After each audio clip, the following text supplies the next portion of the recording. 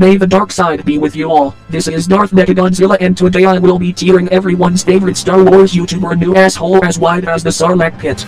For those who have been living in the Dagobah system for the past 10 years, I am of course talking about Star Wars Theory.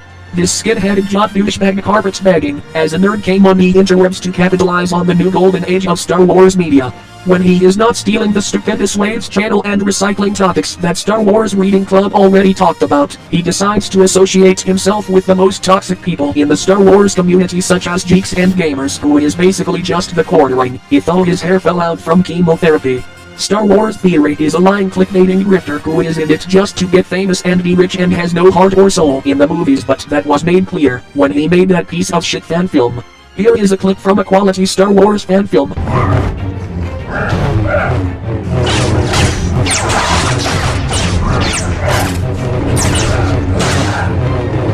And here is a clip from Star Wars Theory's fan film.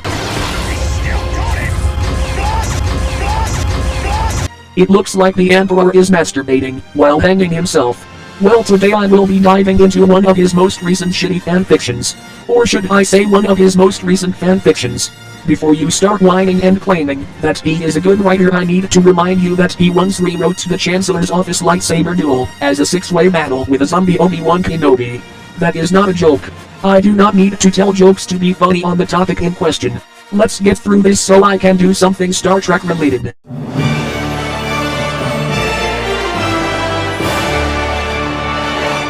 Fiverr is a hell of a site, isn't it?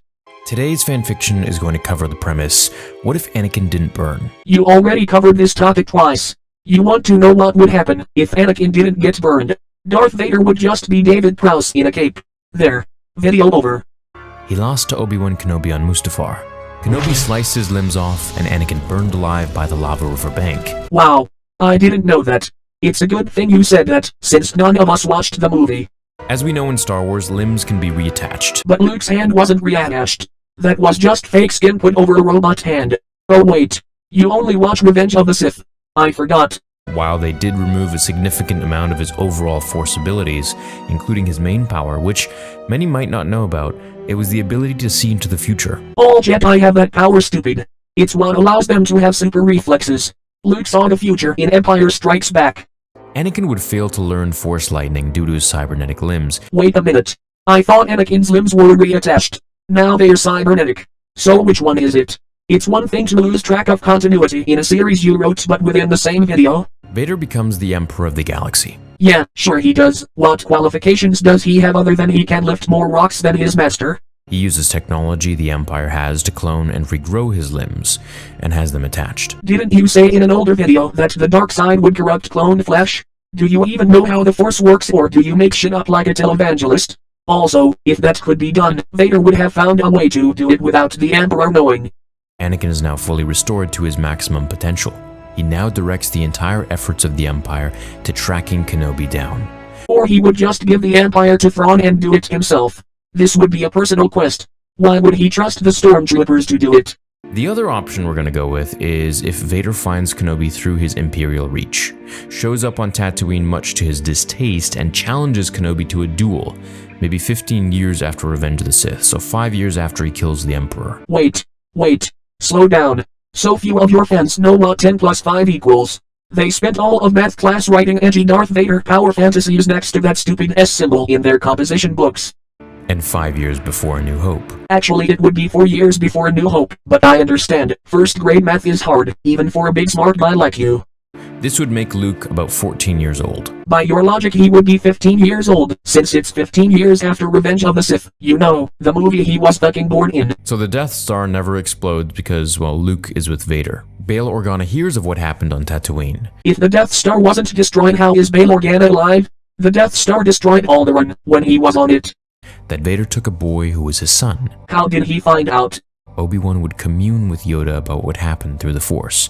After all, Qui-Gon taught Yoda and Yoda taught Obi-Wan, so it's only natural that Obi-Wan would speak to Yoda about this. Good!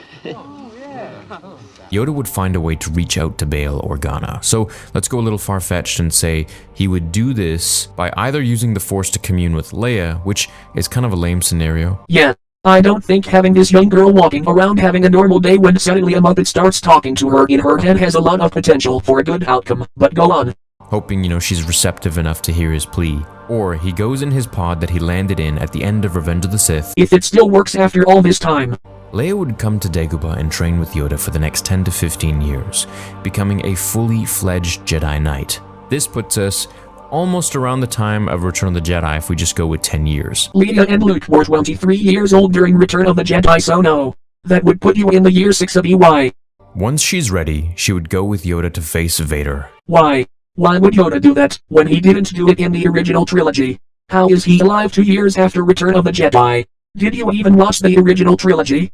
Aboard the Death Star, which never exploded. Thanks for the reminder. And now is just bigger and more powerful than ever. What? Did they put extra armor on the thing like a tactical Borg cube? They wouldn't upgrade the Death Star. In fact, Darth Vader hated the Death Star and thought it was a waste of credits. I don't know how an Emperor Vader timeline would pan out, but I do know that there would be no Death Star. She planted hefty seismic charges within the reactor's core and set a timer. If she and Yoda were to fail, Vader would win. Are you sure Vader would win? Is winning when your opponents lose? Sometimes, when I play a game and my opponent loses, I need to ask, did I win? Leia would most likely be able to cause enough conflict within Luke to create a wedge between him and Vader. Flashback. Luke sort of hates Vader at this point because he was 14 when Vader took him from his family and killed Obi-Wan and killed Aunt Beru and Uncle Owen. End of flashback. You know, the main criticism of the Star Wars sequels was that there wasn't a planned outline for the trilogy. You are no longer allowed to make that criticism. Luke would be super brainwashed, but I believe Leia and Yoda would speak enough truth to instill some doubt within the boy and to make him switch sides. It wouldn't be that hard to do. It gives him an out and a chance at revenge. Leia would be able to turn Luke, to tell him to trust his feelings that something has always been off about their father. You mean being evil Dark Emperor of the universe? And as he stepped back, he saw not Leia, his daughter, but Padme, his wife. So he kills his wife and then gets a boner from seeing his daughter? Is this the Death Star or trailer park? As several stormtroopers ran to one of the last pods, no bigger than the one C-3PO and R2-D2 boarded in A New Hope.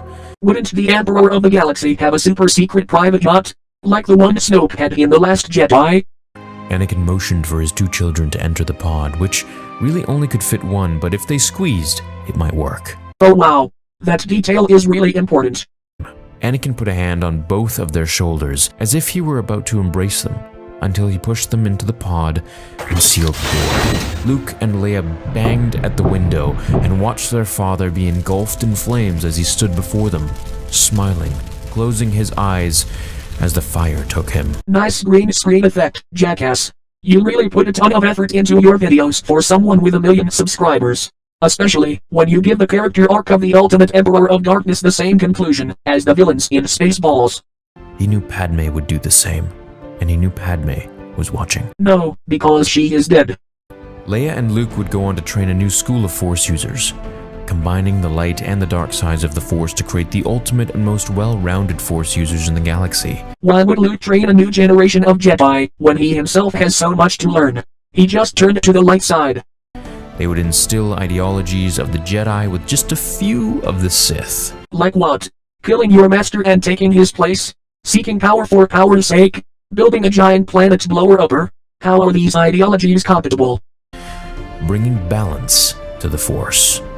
If I had $1 for every brain you didn't have, I could still produce a better fan film than you. Hope you guys enjoyed this fanfiction. I didn't.